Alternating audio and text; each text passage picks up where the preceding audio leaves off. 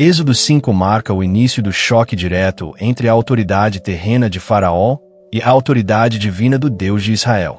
Depois de receber sua missão e os sinais que confirmavam sua chamada, Moisés finalmente se coloca diante do monarca mais poderoso da época. Aqui começa o confronto entre uma palavra humana endurecida e a palavra eterna. É neste capítulo que vemos como a obediência a Deus nem sempre produz resultados imediatos e que, muitas vezes, antes da libertação plena, a resistência se intensifica.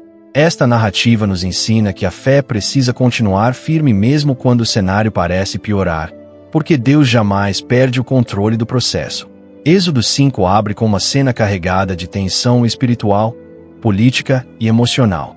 Depois de décadas vivendo no anonimato em Midian, Moisés retorna ao Egito, agora não como fugitivo, mas como mensageiro de Deus, e não apenas mensageiro, mas como alguém autorizado a confrontar o governo mais poderoso de sua época. Ele não está sozinho. Ao seu lado está Arão, que será sua voz diante de Faraó e do povo. Ambos entram no palácio e dizem com clareza: assim diz o Senhor, Deus de Israel, deixa o meu povo ir para que me celebre uma festa no deserto. Essas palavras não eram simplesmente um pedido religioso, eram um ataque direto à estrutura econômica, espiritual e política do Egito, pois o povo hebreu constituía uma mão de obra fundamental para os projetos imperiais. A resposta de Faraó revela imediatamente a profundidade do conflito espiritual que estava prestes a se desenrolar. Ele declara: quem é o Senhor para que eu ouça a sua voz e deixe Israel ir? Essa questão não é meramente retórica. Para o Egito, Faraó era o representante dos deuses. Sua palavra era lei absoluta. Reconhecer o Deus de Israel significaria admitir que existe uma autoridade superior à sua. Por isso, Faraó rejeita não apenas o pedido, mas o próprio Deus que enviou Moisés. Esse é o primeiro grande choque do capítulo. A revelação de que quando Deus decide libertar, o inimigo tenta reafirmar seu domínio, negando a voz divina. Após essa recusa, Moisés e Arão insistem, explicando que o Senhor, o Deus dos Hebreus, ordenou que o povo fosse ao deserto para oferecer sacrifícios, caso contrário pragas poderiam vir sobre eles. Mas Faraó, endurecido e cego por seu poder, interpreta o pedido como sinal de preguiça. Para ele, a fé e a adoração eram obstáculos à produtividade e ao controle. Isso revela um princípio espiritual profundo que atravessa os séculos. Tudo que tenta aprisionar o ser humano busca sufocar sua capacidade de adorar. O inimigo sabe que um povo que adora é um povo liberto, mesmo antes de sair fisicamente da opressão. Em vez de ceder, Faraó intensifica o sofrimento. Ordena que não forneçam mais palha ao povo para a fabricação dos tijolos, mas exige que mantenham a mesma quantidade de trabalho. A palha era essencial para dar consistência aos tijolos de barro usados nas obras egípcias. Retirar a palha e manter a meta era exigir o impossível. O objetivo de Faraó era claro: quebrar o espírito dos hebreus, desacreditar Moisés e impedir qualquer esperança de libertação. A opressão aumenta sempre que a promessa se aproxima. Muitas vezes, antes do milagre, o fardo parece dobrar. Isso não é coincidência. É o choque entre a antiga escravidão e a nova liberdade prestes a nascer. Os feitores egípcios e os capatazes hebreus sofrem a pressão direta da ordem real. Todos são afetados pela decisão injusta. Os líderes hebreus, desesperados, tentam negociar com Faraó, explicando que a tarefa é impossível de cumprir. Porém, Faraó insiste em sua narrativa: vocês são preguiçosos. Essa palavra repetida revela um mecanismo clássico da opressão: culpar a vítima pelo peso que ela carrega. Em vez de reconhecer a injustiça do sistema, Faraó culpa o povo por obedecer à voz de Deus. Essa dinâmica se repete até hoje. Sempre que alguém decide seguir o caminho de Deus, resistências surgem tentando culpar, pressionar, desanimar e distorcer o propósito divino. Os líderes hebreus, ao saírem do palácio, encontram Moisés e Arão. Eles estavam esperançosos de que a intervenção dos libertadores traria alívio, mas encontram o contrário: mais dor, mais peso, mais confusão. Em um momento de desespero, eles acusam Moisés de ter piorado a situação. Dizem que ele colocou a espada na mão de Faraó para os matar. Isso demonstra que, no início da caminhada, nem todos conseguem enxergar o plano completo. A libertação é um processo, não um evento instantâneo. E frequentemente, a primeira fase do processo expõe o que estava oculto e tensiona o ambiente antes de romper as correntes. Moisés, ao ouvir a acusação, também se sente abalado. Ele se volta ao Senhor e pergunta por que o mal foi permitido e por que o povo está sofrendo mais. Aqui vemos a humanidade do profeta. Mesmo escolhido, mesmo chamado, mesmo testemunhando milagres, ele ainda luta com dúvidas. Moisés questiona, mas faz isso diante de Deus, não diante do povo. Este é um detalhe revelador. Líderes espirituais podem até ter dúvidas, mas devem levar suas perguntas para Deus, não para suas próprias inseguranças. A resposta do Senhor virá no capítulo seguinte, mostrando que ele nunca perde o controle e que o processo da libertação não depende das reações humanas, mas da fidelidade divina. A beleza deste capítulo está justamente nessa construção dramática, o confronto inicial, a rejeição, o aumento da opressão, o desânimo do povo, a angústia do líder e o silêncio temporário de Deus. Tudo isso cria o cenário perfeito para a revelação ainda maior que está por vir. Deus não foi surpreendido pelo endurecimento de Faraó, nem pela dor momentânea do povo. O processo precisava acontecer assim para demonstrar ao Egito, a Israel e ao mundo que o poder de Deus não é limitado pela resistência humana. A batalha estava apenas começando e o capítulo termina com Moisés em desespero, mas ainda buscando a Deus, o que demonstra que a vitória se aproximava, mesmo que ninguém conseguisse ver ainda. A segunda parte deste estudo aprofunda o impacto emocional, espiritual e simbólico do confronto entre Moisés, o povo e Faraó, revelando camadas que muitas vezes passam despercebidas numa leitura rápida do capítulo. Êxodo 5 não é apenas um episódio de opressão intensificada, é um retrato da guerra espiritual em sua forma mais crua, onde cada reação humana carrega um reflexo das forças invisíveis que se confrontam nos bastidores da história. É crucial entender que o endurecimento de Faraó não é apenas político ou emocional. Ele é teologicamente significativo, pois demonstra como o orgulho humano tenta resistir ao veredito divino sobre aquilo que não pode mais permanecer como está. Quando Moisés e Arão retornam ao povo após o primeiro encontro com Faraó, eles encontram um ambiente radicalmente diferente daquele momento inicial em que o povo havia crido e se curvado diante de Deus no final do capítulo anterior. A fé que havia florescido com a promessa agora é sufocada pelo peso das circunstâncias. A adoração transformou-se em murmuração. A esperança deu lugar à exaustão. Essa oscilação é comum em processos de libertação. A alma humana, fragilizada pela dor prolongada, tende a oscilar entre fé e medo, entre confiança e dúvida. Para muitos, o primeiro sinal de resistência serve como um argumento para desistir. Para Deus, porém, é apenas parte do caminho. Os supervisores hebreus, agora pressionados pelos feitores egípcios a cumprir metas impossíveis, tornam-se o elo mais esticado da corrente.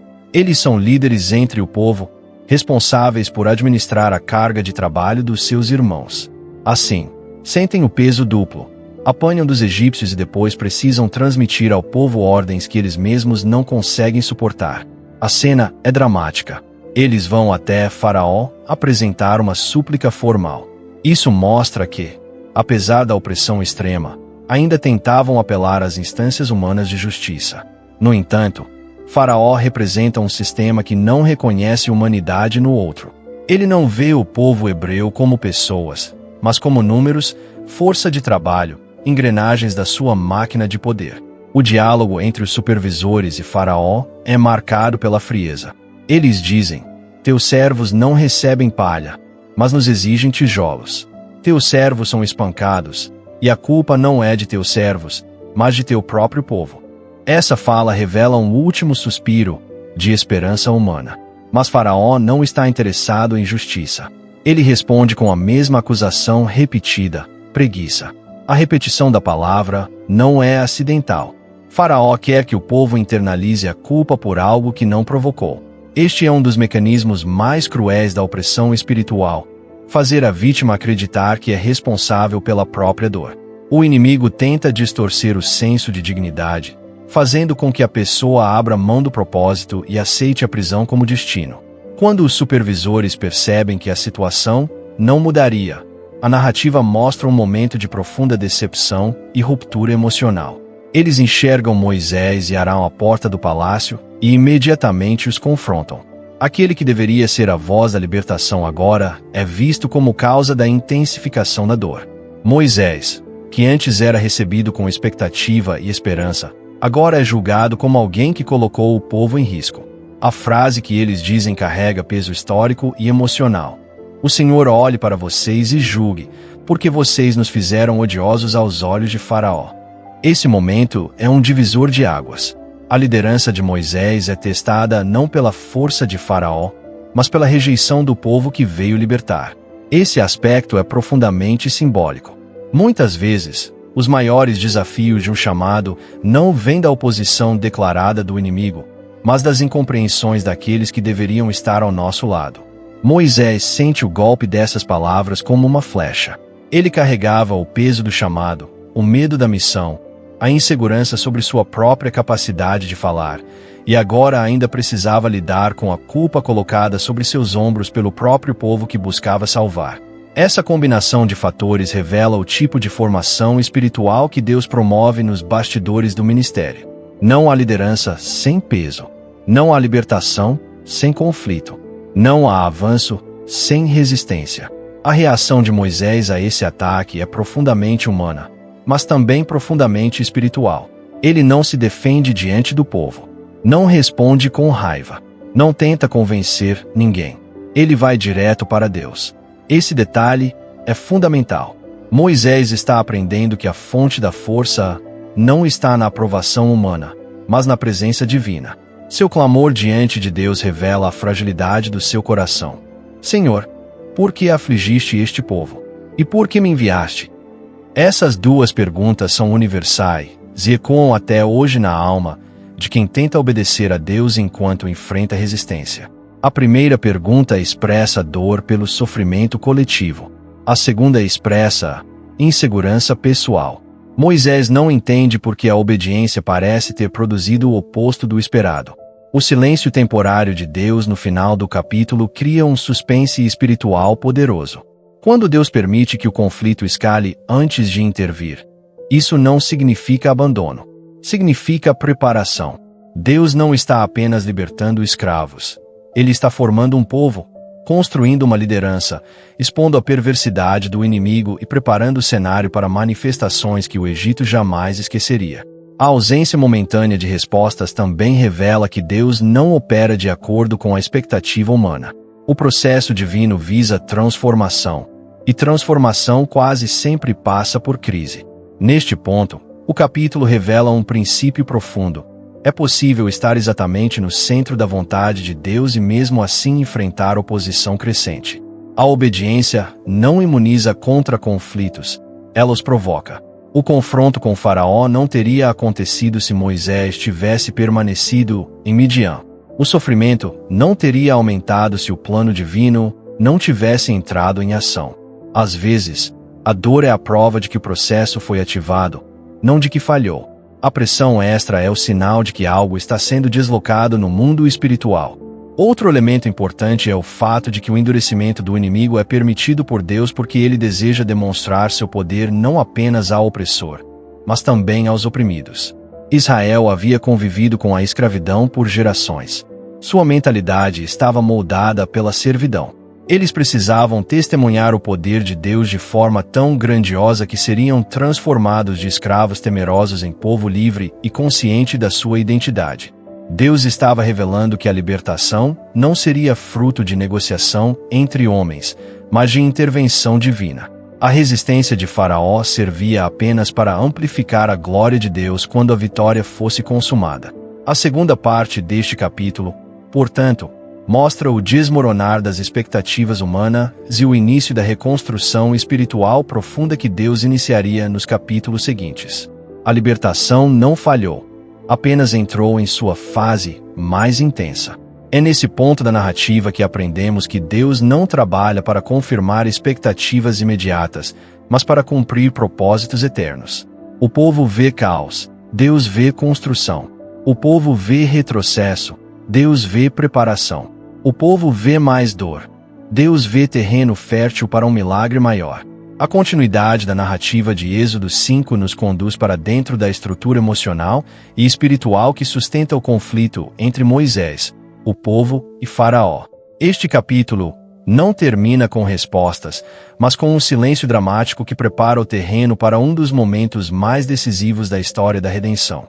Para entender plenamente o alcance do que está acontecendo, é preciso observar não apenas os eventos externos, mas os movimentos internos, os ajustes espirituais que Deus está produzindo de maneira invisível. Cada palavra, reação, acusação e silêncio no capítulo possui um peso teológico e profético que se torna evidente quando percebemos que Deus não está apenas libertando pessoas, mas desconstruindo sistemas e moldando identidades. A tensão emocional do capítulo se intensifica com a queixa dos supervisores hebreus contra Moisés. Eles estão feridos, exaustos e desorientados. A pressão sobre eles não é apenas física, é psicológica e espiritual. Eles não conseguem entender por que seguir uma palavra de Deus resultou em mais sofrimento. Para eles, a lógica é simples. Obedecemos, e o sofrimento aumentou. Portanto, a culpa deve recair sobre quem trouxe a mensagem. Essa reação, embora injusta, é profundamente humana. Quando a dor aumenta de repente, a mente busca um culpado visível. O invisível é difícil de compreender. E como Moisés é o intermediário entre Deus e o povo, ele se torna o alvo mais próximo. A acusação que eles lançam tem um peso espiritual marcante. O Senhor olhe para vocês e julgue. Essa frase não é apenas um desabafo. É quase um pedido para que Deus condene aqueles que ele mesmo escolheu. Isso revela que o povo, ainda incapaz de reconhecer o propósito divino, está interpretando a libertação com a mentalidade de escravidão. Eles não conseguem enxergar além do imediato. Estão presos à lógica da dor e não à lógica da promessa. A mentalidade de escravo não avalia processos, ela reage a estímulos. Quando encontra opressão, se cala ou geme. Quando encontra esperança, teme acreditar. Quando enfrenta resistência, pensa em desistir. O Egito moldou suas emoções. E antes que Deus libertasse seu corpo, ele precisaria libertar sua percepção. Moisés, por sua vez, carrega o peso da acusação com profundidade. Ele sente o impacto. Esse não é o momento de um líder autoconfiante que sabe exatamente o que fazer. É o momento de alguém que está sendo esculpido pela missão. A dor do povo se mistura com a sua própria insegurança. Ele sabe que não pediu essa missão. Ele sabe que não se considerava capaz. Ele havia questionado tudo: sua fala, sua identidade, sua habilidade, sua autoridade.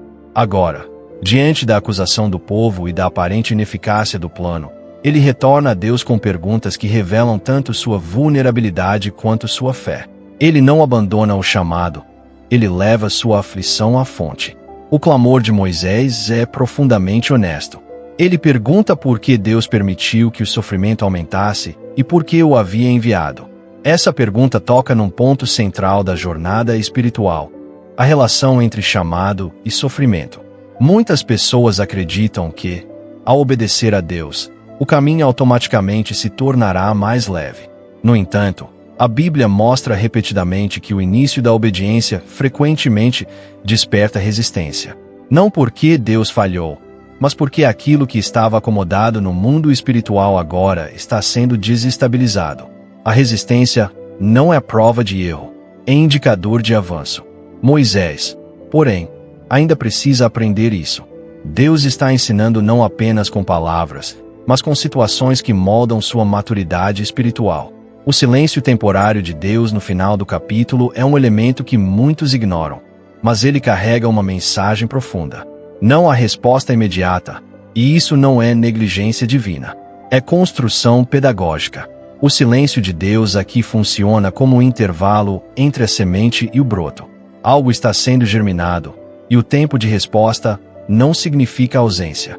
Em várias partes da Escritura, Deus usa o silêncio para transformar perguntas instáveis em convicções firmes. Moisés está sendo conduzido a uma dependência maior. Ele precisava aprender que o resultado não depende da reação do povo, nem da resistência do inimigo. Depende exclusivamente da fidelidade de Deus. E essa descoberta só se aprofunda quando o barulho das circunstâncias força a alma a buscar o silêncio divino. Analisando o texto com profundidade, percebemos que há uma intenção divina clara. O endurecimento de Faraó não impede a libertação. Ele prepara o palco para que a libertação seja inquestionável. Se Faraó tivesse cedido facilmente, a memória da libertação seria apenas política, não espiritual. Israel poderia pensar que foi sua insistência, sua habilidade de negociação ou sua força numérica que produziu o êxito. Deus não permitiria isso. A libertação precisava ser tão extraordinária que se tornaria inquestionavelmente fruto da intervenção divina. Deus quer uma libertação tão grande que até o opressor seja forçado a reconhecer quem está no controle. E para que isso aconteça, a resistência precisa escalar. O aumento da opressão é a preparação para um milagre maior. Esse é um padrão espiritual que se repete em toda a Bíblia. Antes da chuva, a seca. Antes da ressurreição, a sepultura. Antes do mar abrir, há um exército atrás. Antes do gigante cair, a afronta. O processo de Deus nunca é linear. Ele é desenhado para transformar pessoas, não apenas circunstâncias. E Israel, embora oprimido, seria transformado em um povo capaz de servir a Deus fora das fronteiras da escravidão. Por isso, a intensificação da crise não é sinal de abandono, mas sinal de que o processo entrou na fase decisiva. Outro aspecto revelador do capítulo é o contraste entre as vozes humanas e a voz divina. Durante todo o capítulo, vemos vozes humanas dominando a narrativa. A voz de Faraó dizendo "não darei mais palha", a voz dos supervisores acusando Moisés, a voz de Moisés clamando a Deus.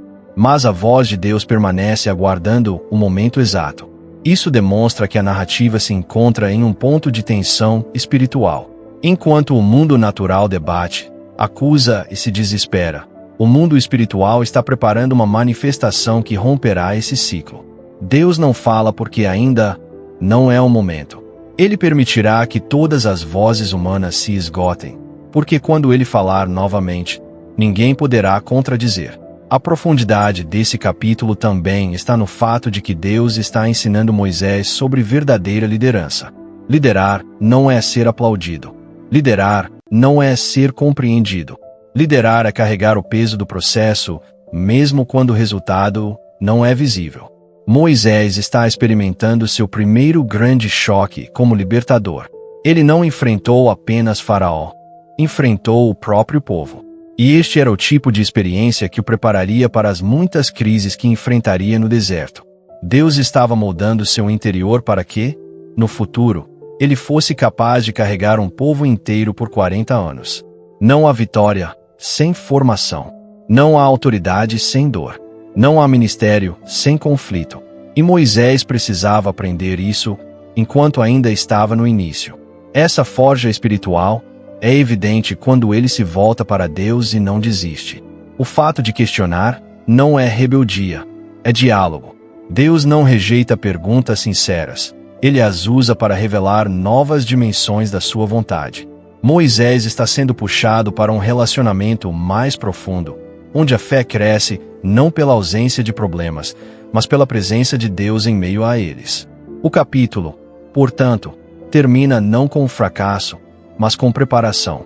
O povo está quebrado, Moisés está angustiado, Faraó está endurecido, e Deus está silenciosamente moldando tudo. Esse é o cenário perfeito para revelações grandiosas. Quando todos os elementos chegam ao limite, Deus começa o impossível. Êxodo 5 não é o capítulo do fracasso, é o capítulo da virada invisível. Nada mudou por fora, mas tudo está sendo rearranjado por dentro. Quando Deus falar novamente no próximo capítulo, a atmosfera espiritual do Egito inteiro será abalada. Chegamos ao final deste capítulo, e agora que entendemos toda a profundidade espiritual da crise que se instalou entre Moisés, o povo e Faraó, É impossível não perceber que Êxodo 5 termina de forma abrupta apenas para abrir a porta para uma das maiores revelações de toda a história bíblica. Nada muda por fora, mas algo gigantesco está prestes a ser liberado no mundo espiritual. Enquanto as mãos humanas se desesperam, a mão divina está se preparando para agir. O silêncio de Deus ao final deste capítulo não é ausência, é estratégia. Ele está prestes a falar, mas quando falar, sua voz não será apenas uma resposta, será um decreto. Este capítulo fecha com angústia, mas o próximo abrirá com autoridade. E é justamente isso que torna Êxodo 6 tão extraordinário. No próximo capítulo, Deus rompe o silêncio e se revela a Moisés de um modo que ainda não havia acontecido. Ele não apenas responde, ele redefine a história, reafirma sua aliança e anuncia que o que parecia fracasso era na verdade o prenúncio de uma libertação tão poderosa que faria todo o Egito tremer. É em Êxodo 6 que Deus declara com força quem ele é, reafirma seu nome, reafirma seu propósito e inicia a contagem regressiva para os sinais que irão abalar reinos. Se você achou que até aqui a pressão estava grande, prepare-se, porque no próximo capítulo Deus assume o centro da cena e o processo de libertação finalmente começa a se manifestar de forma visível. Então, se este estudo falou com você, deixe seu like porque isso ajuda muito o canal a alcançar mais vidas. Se inscreva para acompanhar cada novo capítulo desta jornada profunda pela palavra, e deixe nos comentários o que mais chamou sua atenção no estudo de hoje. A sua interação fortalece esta comunidade e nos ajuda a continuar produzindo conteúdo bíblico de revelação e ensino.